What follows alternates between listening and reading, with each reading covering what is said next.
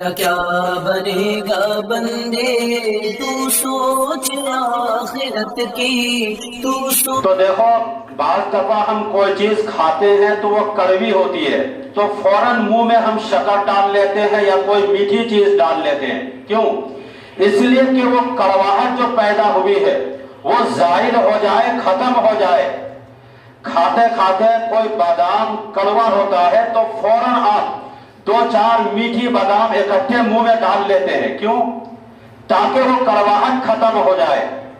تو جب کڑواہٹ پیدا ہوگی تو اس کو ختم کیسے کیا جائے گا؟ مٹھاس سے.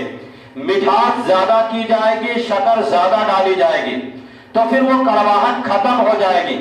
تو کہا جب گناہ کی کڑواہٹ آ جائے تو نیکی کا کھان کھا لیا کرو، نیکی کی شکر ڈال لیا کرو، گناہ مٹ جائے گا، تمہارا منہ بھی، تمہارا دل بھی، تمہارا دماغ بھی میٹھا ہو جائے گا اور پاک صاف ہو جائے گا.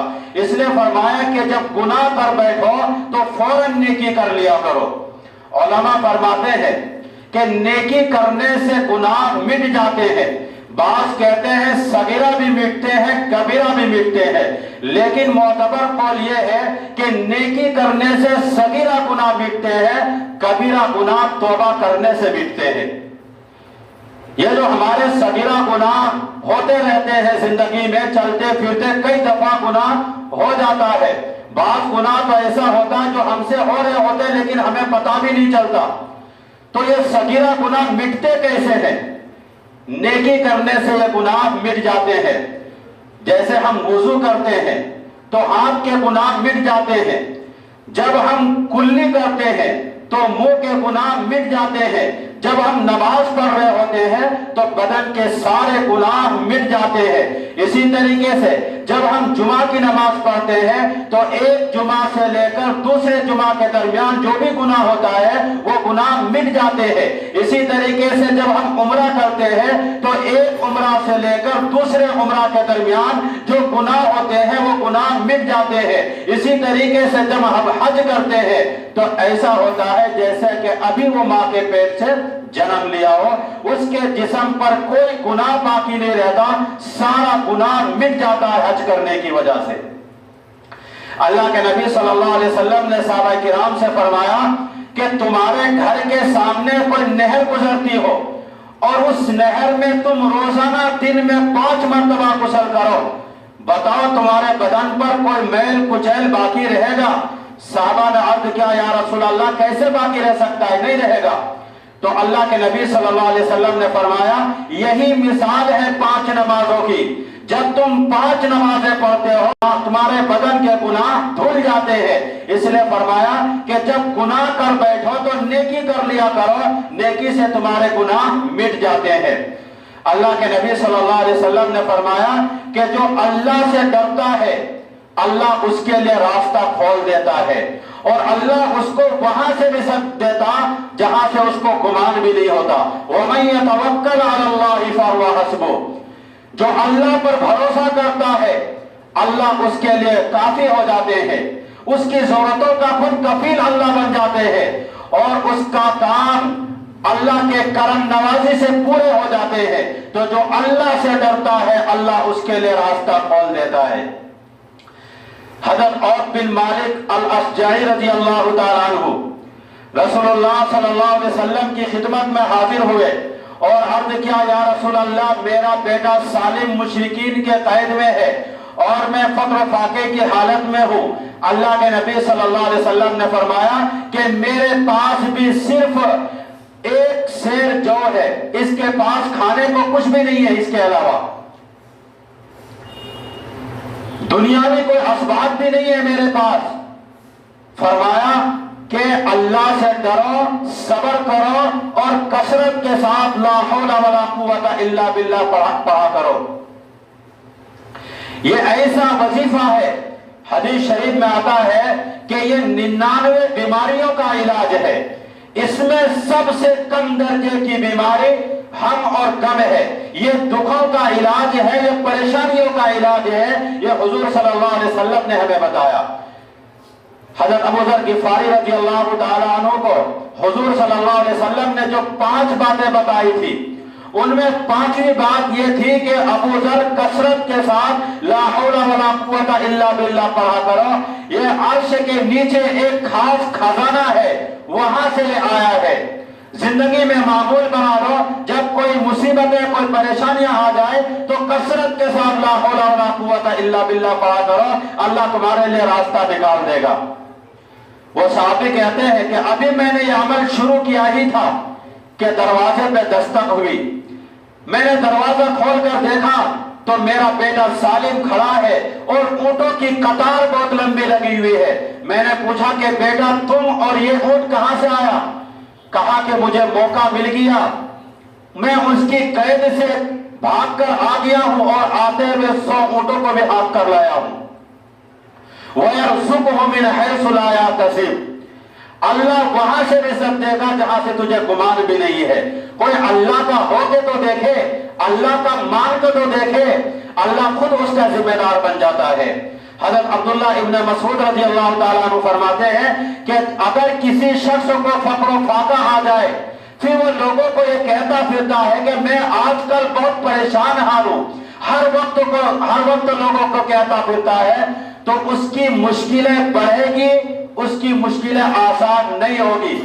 لیکن اگر وہ اپنی اس مشکل کو کسی کے سامنے شیئر نہیں کرتا، کسی کو نہیں بتاتا، مصلی بچھایا اور اپنے رب کو کہتا ہے کہ مالک میرے پاس فقر و فاقہ آ گیا ہے، میں پریشان ہوں اور اس کا علاج تیرے پاس ہے، تو حضرت عبداللہ ابن مسعود رضی اللہ تعالیٰ عنہ فرماتے ہیں کہ اللہ کے نبی صلی اللہ علیہ وسلم نے فرمایا کہ جلد یا بدیر اللہ تبارک و تعالیٰ اس کو مالا مال کر دے گا۔ کبھی یہ بھی کر کے دیکھو، جب مشکل میں آ جائے، پریشانی میں آ جاؤ، کوئی دکھ اور پریشانی اور مصیبت میں آ جاؤ تو پھر کسی کو نہ کہو، کسی سے شیئر نہ کرو، صرف اللہ کو کہو، پھر دیکھو اللہ کی کرم نوازی کی بھی کیسے برستی ہے۔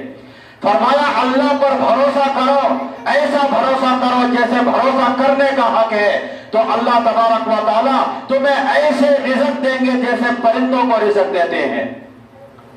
صبح ہمیں کاروبار میں جانا ہوتا ہے، نوکریوں میں جانا ہوتا ہے، ملازمت میں جانا ہوتا ہے، مزدوری پہ جانا ہوتا ہے، ہمیں پتا ہوتا ہے کہ آج صبح ہمیں کہاں جانا ہے، لیکن پرندوں کو کوئی پتا نہیں ہوتا کہ آج صبح مجھے کہاں جانا ہے۔ اس کے پاس راس المال بھی نہیں ہوتا، وہ کوئی مال اکٹھا کر کے نہیں رکھا ہوتا، وہ صبح خالی پیٹ نکلتا ہے اور شام کو کبھی خالی پیٹ واپس نہیں ہوتا۔ اللہ ان کی تمام ضرورتوں کو پوری کرتا ہے۔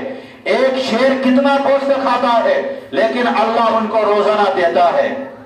تو فرمایا کہ اللہ پر بھروسہ کرو، اللہ تمہاری ضرورتوں کا خود کفیل بن جائے گا، ذمہ دار بن جائے گا، اور اللہ پر ایسا بھروسہ کرو جیسے بھروسہ کرنے کا حق ہے، تو تمہیں اللہ وہاں سے رزق دے گا جہاں سے تجھے گمان بھی نہیں ہے۔ امیر المؤمنین حضرت عمر رضی اللہ تعالیٰ عنہ راستے میں گزر رہے ہیں، رات میں پہرے دینے کے لیے کھڑے ہیں، ایک بوڑھی ماں اپنی بیٹی سے کہتی ہے کہ بیٹی دودھ میں پانی ملا دو، تو بیٹی کہتی ہے کہ امیر المؤمنین نے منع کیا ہے کہ امیر المؤمنین کب دیکھ رہے ہیں؟ تو بیٹی کہتی ہے کہ امیر المؤمنین نہیں دیکھ رہے ہیں لیکن اللہ تو دیکھ رہا ہے نا۔ امیر المؤمنین نے یہ ساری باتیں سن لی، دروازے کے سامنے نشان لگا دیے، صبح کو دن کے اجالے میں اس کے گھر پہنچے اور اہل خانہ سے، گھر والوں سے کہا کہ میرے بیٹے کا رشتہ اپنی بیٹی کے ساتھ کر دو۔ گھر والوں کو اور کیا چاہیے تھا کہ امیر المؤمنین کے بیٹے کے ساتھ میری بیٹی کا رشتہ قبول ہو جائے، تو فوراً اس رشتے کو قبول کر لیا۔ اللہ تبارک و تعالیٰ نے اس لڑکی سے ایک بیٹی دی، پھر اس بیٹی سے اللہ تبارک و تعالیٰ نے ایک بیٹا عطا کیا جس کا نام عمر بن عبد العزیز ہے۔ جب مائیں اور خواتین اللہ سے ڈرتی تھی، تنہائی میں بھی اللہ سے ڈرتی تھی، تو اللہ تبارک و تعالیٰ ایسے ایسے اولادیں عطا کرتے تھے۔ اس لیے آپ اپنے بچوں کی اچھی طرح تربیت کریں۔ جب بچے چھوٹے ہوں تو ان کی تصورات میں، ان کے دل و دماغ میں یہ بات راسخ کر دو، گھسا دو کہ اللہ دیکھ رہا ہے۔ پھر وہ کبھی رشوت نہیں لیں گے کہ اللہ دیکھ رہا ہے، کبھی وہ خیانت نہیں کریں گے کہ اللہ دیکھ رہا ہے، کبھی وہ نفرتیں نہیں پھیلائیں گے کہ اللہ دیکھ رہا ہے، کبھی وہ بدکاری نہیں کریں گے کہ اللہ دیکھ رہا ہے، کبھی وہ شراب نہیں پیئیں گے کہ اللہ دیکھ رہا ہے، کبھی وہ غیبتیں نہیں کریں گے کہ اللہ دیکھ رہا ہے، کبھی وہ بدنگاہی نہیں کریں گے کہ اللہ دیکھ رہا ہے۔ جہاں کوئی کیمرہ نہیں پہنچ سکتا، جہاں کوئی سرکاری ایجنسی اور سرکاری لوگ نہیں پہنچ سکتا، وہاں یہ عقیدہ پہنچتا ہے کہ میرا اللہ مجھے دیکھ رہا ہے۔ تو یقین کی یہ دولت زندگی کا جمال ہے، زندگی کی خوبصورتی ہے۔ اللہ تبارک و تعالیٰ دلوں کے اندر اتار دیتے ہیں، جذب کر دیتے ہیں، تو اس کو اپنے اندر اتار کر کے اپنی زندگی میں چراغاں کر سکتے ہیں اور اندھیرے کو دور کر سکتے ہیں۔ تو یہ تیقن، یہ یقین کہ میرا اللہ مجھے دیکھ رہا ہے، میں اللہ کی نگاہ میں ہوں، میں اللہ کی حفاظت میں ہوں، تو بتاؤ وہ بندہ کبھی گناہ کر سکتا ہے؟ جس کو یہ یقین رہے کہ مجھے اللہ دیکھ رہا ہے، کبھی وہ رشوت لے سکتا ہے، کبھی وہ غیبتیں کر سکتا ہے، کبھی ایک دوسرے کے خلاف وہ نفرتیں پھیلا سکتا ہے؟ کبھی ایسا نہیں ہو سکتا۔ کالی رات کے اندھیرے میں پہاڑ کی کوکھ میں ایک غار ہے جس میں چوٹیوں کا سراغ ہے، اور وہ چوٹی اس میں چلتی ہے، اور وہ چوٹی بھی کالے رنگ کی، پتھر بھی کالا، رات کی بھی تاریکی ہے، اور اس چوٹی کے چلنے کی وجہ سے ایک وہمی اور گمانی نکیر بنتی ہے جس کو خوردبین سے بھی دیکھنا ناممکن ہے، لیکن تمہارا خدا، تمہارا اللہ اس کو ایسا ہی دیکھتا ہے جیسے دیوار چین کو دیکھتا ہے۔ تو آپ مجھے بتائیے، کیا تمہارے دل و دماغ میں جو خیالات چلتا ہے، کیا اللہ اس سے غافل ہو سکتا ہے؟ تمہارے دلوں میں جو وسوسہ اور برے خیالات اور نفرت کی انگاریں آپ کے دل و دماغ میں چل رہے ہوتے ہیں، کیا اللہ اس سے غافل ہو سکتا ہے؟ کبھی غافل نہیں ہو سکتا۔ اس لیے فرمایا اللہ سے ڈرو اور اللہ پر بھروسہ کرو جیسے بھروسہ کرنے کا حق ہے، تو اللہ تمہیں وہاں سے رزق دے گا جہاں سے تجھے گمان بھی نہیں ہے۔